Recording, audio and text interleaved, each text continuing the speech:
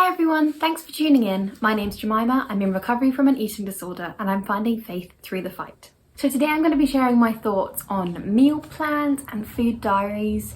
Okay, let's try that one again. So today I'm going to be sharing my thoughts on meal plans and food diaries, what I think is helpful from my own experience and which ones might be helpful for different types of eating disorder recovery as well. Now please remember that I'm not a professional and this is just from my own experience and what I found helpful. Okay, so the first thing I want to discuss is calorie counting.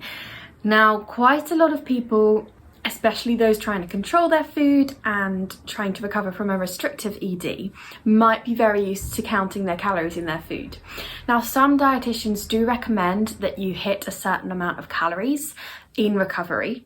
However, I just personally think that counting calories is really unhelpful because it still maintains a sense of control. In your ED, you're still giving your ED and feeding that ED that control over the food, which is exactly what you're trying to recover from. Now, there is an absolutely fantastic resource out there, which I think a lot of UK dietitians use, and it's called the Real Food Guide. Now, this is what I was given by my dietitian, and I only saw her a couple of times, but this really helped me to get going in anorexia recovery. And the way it works is there's something called the Real Food Pyramid, and there are different categories of foods, and it basically encourages you to have most of them at least once a day. So for example, there's calcium-rich foods and proteins and fun foods like cake and eating out and socializing foods, and it just puts them into really encouraging categories. And it also addresses diet foods and fillers as well and tries to steer you away from using those as they fill you up a lot. So the Real Food Guide will tell you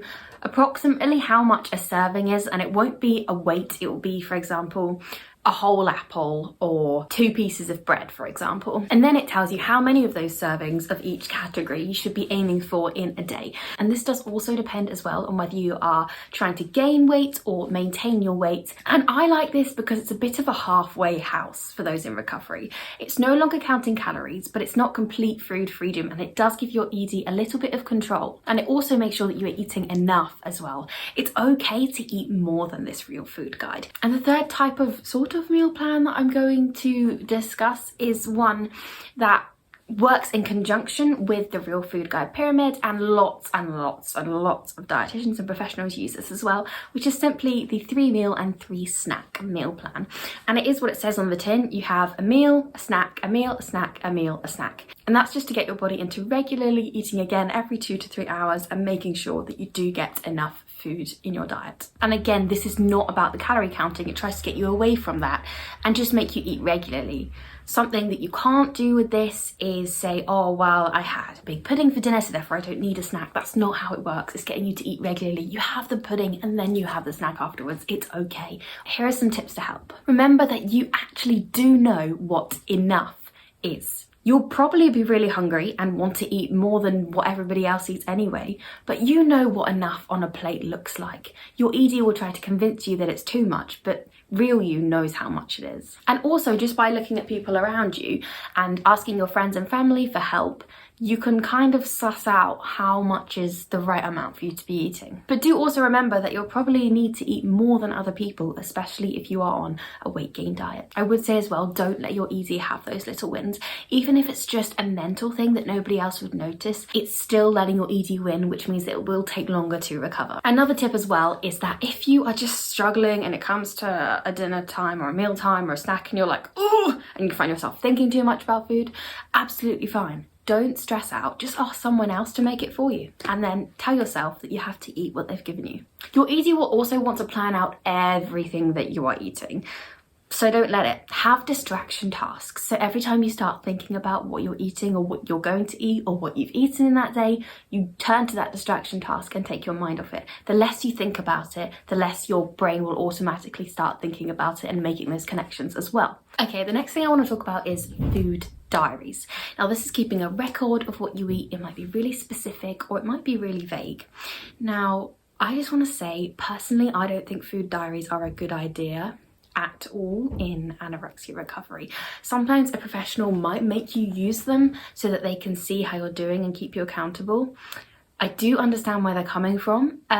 but your family and friends can do that for you. So that's up to you, your discretion. But personally, I found it wasn't helpful, and it just made me focus on the food more when I was trying to take my attention off the food in the first place. But food diaries I found was really helpful when I was recovering from a binge eating / bulimia disorder. I used this and literally just wrote down what I ate and what time it was, and this just helped me so much. Even without really trying to change my behaviours and my eating patterns, I noticed that over the span of even a few weeks, they really started to change and become more regular and more natural. Also, another thing is that over time this became a lot less specific and a lot more general, and that's a really good sign that you're starting to recover, because you're caring less about the food and it's a lot less controlling for you.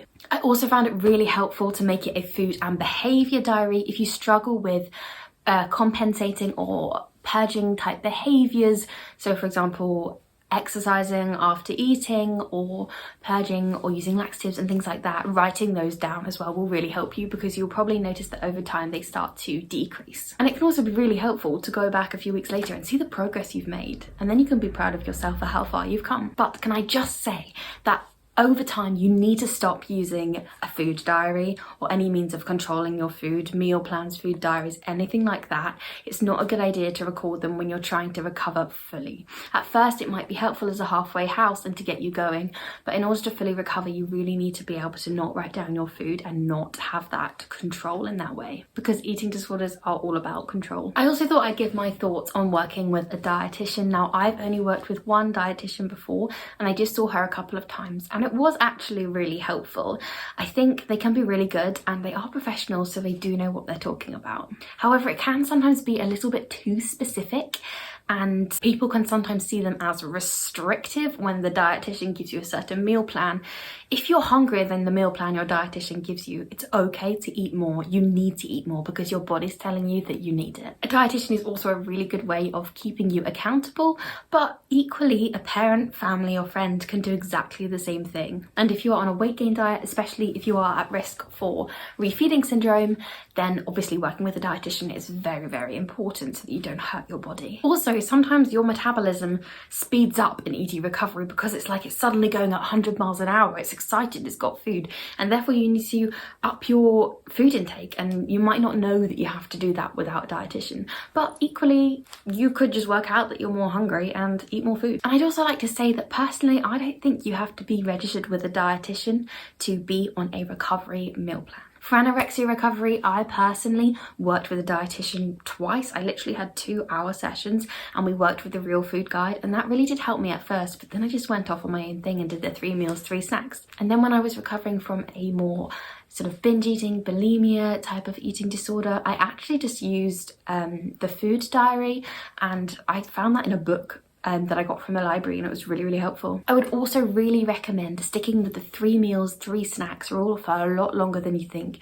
You might think that you don't need it anymore and you're ready to eat intuitively, but chances are your body's going to use it as a chance to restrict, and your eating disorder will really get in there and cause you to relapse. As your body learns to trust you, then of course you'll be able to eat more intuitively. But I currently still have every single meal. Even if I'm not hungry, I'll make sure I have it so I don't give my eating disorder any room. And also, loads of people who are fully recovered still do the 3 meal, 3 snack rule because it's helpful for them, and it's a perfectly good and healthy amount of food to be having. Okay, that's all I've got on meal plans and food diaries.